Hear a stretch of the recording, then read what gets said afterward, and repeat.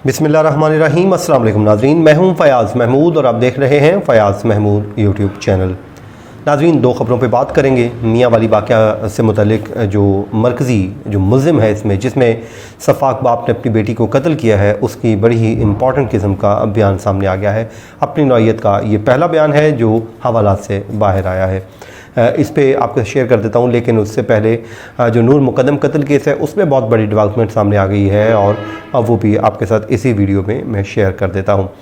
आज की जो हमारी वीडियो है उसकी ताख़ीर की मैं थोड़ी सी आपको वजाहत कर दूं, क्योंकि आप लोगों के मुसलसल जो मुझे मैसेजेस हैं मेरे इंस्टाग्राम पे जो मौसूल हो रहे थे और उसके अलावा फ़ेसबुक पेज पे भी कि आज की वीडियो क्यों नहीं हुई, तो उसकी बुनियादी वजह यह है कि मैं मरी में मौजूद था। वहाँ पर एक कॉन्फ्रेंस थी, तो जिसके सिलसिले में मैं कल से आज दिन तक वहाँ पर था और जैसे ही वो शाम को इख्तिताम पज़ीर हुई तो मैं वापस आ गया। तो वो बहुत इम्पॉर्टेंट किस्म की थी, जिस वजह से मुझे वहाँ पर जाना पड़ा, क्योंकि वो भी चाइल्ड जो राइट से मुतल्लिक थी, तो उसमें अपनी जो पार्टिसिपेशन थी मेरे लिए बहुत ज़रूरी थी, तो इसलिए मैंने उसको यकीनी बनाया। तो इसलिए आज की जो वीडियो है इसकी ताख़ीर पे मैं आपसे माज़रत ख्वाह हूँ। अच्छा जी, अब बात करते हैं नूर मुकद्दम कत्ल केस की। पहले बात कर लेते हैं, फिर मियाँ वाली केस की अपडेट दे दूंगा आपको और वो मामला किस रुख की तरफ जा रहा है वो भी आपको बता देते हैं। सबसे पहले तो जी, नूर मुकद्दम कत्ल केस में आपको मालूम है मजमूई तौर पे 12 मुल्ज़िमान थे। 12 में से 9 मुल्ज़िमान की एक्विटल हो गई थी एडिशनल सेशन जज अता रुबानी साहब की अदालत से। 3 जो मुल्ज़िम थे वो मुजरिम करार पाए थे, जिसमें ज़ाहिर जाफ़र, उसके अलावा माली जान मोहम्मद और तीसरा जो है इफ्तिखार चौकीदार। तीनों को सज़ाएँ हुई और बाकी जो 9 थे, जो ज़ाहिर के वालिदैन समेत थेरापी वर्क्स के मुल्ज़िमान और एक खानसामा जमील, ये सब की एक्विटल हो गई थी। तो अब उनके लिए एक और मुश्किल आ गई है, और मुश्किल ये आ गई है कि शौकत अली मुक़द्दम ने उनके लिए एक नई दरख्वास्त दायर कर दी है, यानी कि उनको एक बार फिर कटहरे में लाने के लिए उनके ख़िलाफ़ इस्लामाबाद हाई कोर्ट से रुजू कर लिया है। इस्लामाबाद हाई कोर्ट में उनकी एक्विटल को बाकायदा तौर पर चैलेंज कर दिया गया है और वो वकला की टीम यानी कि शाह खावर एडवोकेट की सरबराही में ही वही जो कानूनी टीम है जिन्होंने एडिशनल सेशन जज अता रुबानी की अदालत में मुकदमा लड़ा, अब वही टीम यहाँ पर भी आके उनका मुकदमा लड़ रही है और उन्होंने ही ये अपील दायर की है।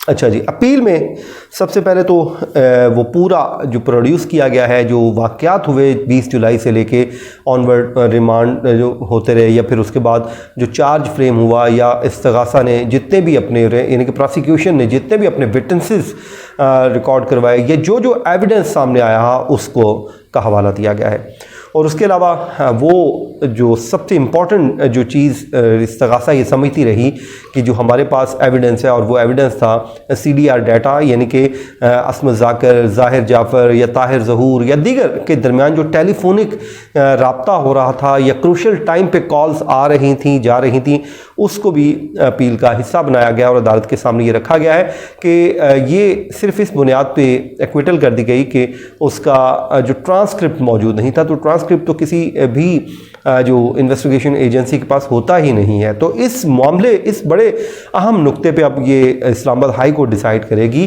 कि आया कि ट्रांसक्रिप्ट होना ज़रूरी है या नहीं, क्योंकि ये तो होता ही किसी के पास नहीं है। कॉल ज़रूर आ जा रही हैं, वो CDR डाटा मौजूद है, लेकिन उसको जो है ट्रायल कोर्ट उसने को वेटेज नहीं दिया और इसलिए एक्विटल कर दी। उसके अलावा जो अदालती फैसले में सुकम है उसको लिखा गया है और ये भी कहा गया है कि अदालत ने इन शवाहिद को जो इन मुल्ज़िमान के ख़िलाफ़ आए थे उनको नज़रअंदाज करते हुए इनकी एक्विटल कर दी है, जो कि सरासर ज़्यादती है। और वो ये कहते हैं कि इनकी जो एक्विटल है इसको ख़त्म करके जो एक करार सज़ा बनती है वो भी दी जाए। उसके अलावा जो माली जान मोहम्मद और इफ्तिखार, उनकी जिन दफ़ात के तहत एक्विटल हुई थी उसको भी चैलेंज कर दिया गया है। पहले इन्हांसमेंट के लिए ज़रूर आए थे शौकत अली मुक़द्दम कि उनकी जो सज़ाएँ हैं वो नाकाफ़ी हैं, उनमें मज़ीद दी जाएँ, क्योंकि उनका जो क्राइम है वो बहुत हीनियस है।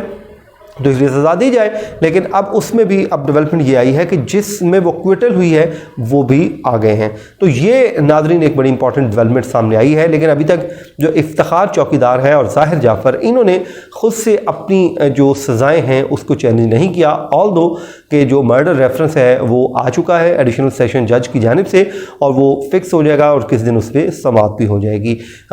माली जान मोहम्मद की दरख्वास्त में नोटिस ज़रूर हो चुके हैं। उसने अपनी जो दरख्वास्त दायर कर रखी है, अपील दायर कर रखी है और उसमें यह भी कहा गया है कि जब तक फैसला नहीं आता सज़ा को सस्पेंड कर दिया जाए। तो नाज़रीन ये बड़ी इंपॉर्टेंट चीज़ें हैं। अब सामने डेवलपमेंट आ गई। अब देखना है कि आया कि इस पर अदालत क्या करार देती है या अदालत इस पर क्या करती है। ज़ाहिर है वो अदालत का इख्तियार है।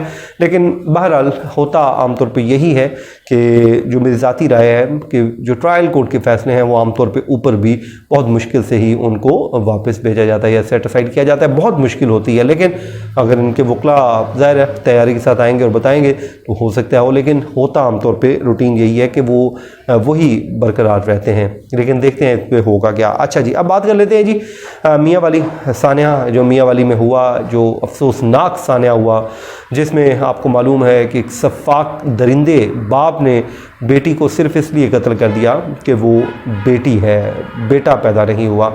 हालांकि जब बेटी या बेटा पैदा होना ये तो ज़ाहिर अल्लाह ताला के इख्तियार में है। लेकिन जो मेडिकल साइंस बताती है इस पे भी जो औरत है उसका कोई कसूर नहीं। इस पे बल्कि मैं कल इंशाल्लाह एक वीडियो भी करूँगा कि ये बेटी या बेटा पैदा होता क्यों है, मेडिकल साइंस क्या कहती है।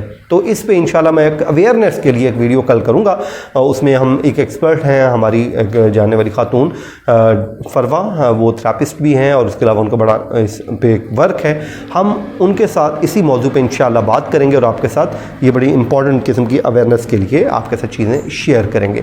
अच्छा जी नाज़रीन, आपको मालूम है कि इस वक्त वो दरिंदा जो कातिल है वो पुलिस की कस्टडी में है और पुलिस के पास फ़िज़िकल रिमांड पे है। 3 रोज़ का ये फ़िज़िकल रिमांड है जो इस वक्त पुलिस के पास वो ज़ेरे हिरासत है और उससे इन्वेस्टिगेशन जो जारी है।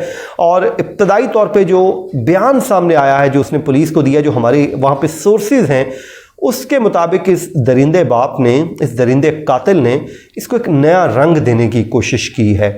वो मैंने फैमिली से मुतालिक पता किया है। जो बच्ची की वालदा है मिशेल फ़ातिमा, बहुत बापर्दा खातून हैं और उनसे की फ़ैमिली से मुतालिक ये कहा जाता है कि वो बड़े पर्दादार खातून हैं। उनकी जो फैमिली है ख़वातीन बाहर नहीं आती। लेकिन अफसोसनाक पहलू ये है कि मुख्तलिफ यूट्यूब चैनल्स किसी खातून की तस्वीर लगा के कोई उनकी खुदा न खास्ता इंतकाल की खबरें दे रहा है। झूठी मन भरगढ़ खबरें दी जा रही हैं जो कि अफसोसनाक पहलू है। तो खैर उसने जी एक नया रंग देने की कोशिश की है। उसने कहा कि जी ये शर्मनाक एक इल्ज़ाम लगाया जा रहा है। मुझे अल्फाज का इस्तेमाल बहुत एहतियात से करना पड़ रहा है कि उसने कहा जी मैं नहीं चाहता था और कोई तीसरा शख्स हमारे दरमियान इन्वॉल्व हो। और उसने कहा कि जी ऐसा मैं नहीं समझता कि ये बच्ची मेरी है और मैंने इसलिए मार दिया। यानी कि ये घटिया इंसान ने पहले तो इतना खौफनाक किस्म का कत्ल किया, अब उसको इतना खौफनाक रंग दे के एक पर्दा बाइज़्ज़त खातून की जो है वो उस पर इल्ज़ाम तराशियाँ कर रहा है। हालांकि इनकी जो पसंद की शादी थी और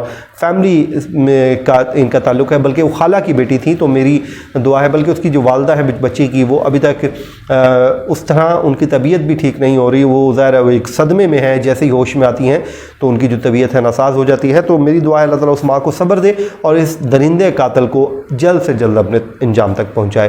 नाज़रीन, ये था आज का हमारा व्लॉग। अपनी दुआ में याद रखिए। मुझे दीजिए इजाज़त। अल्लाह ने के बान।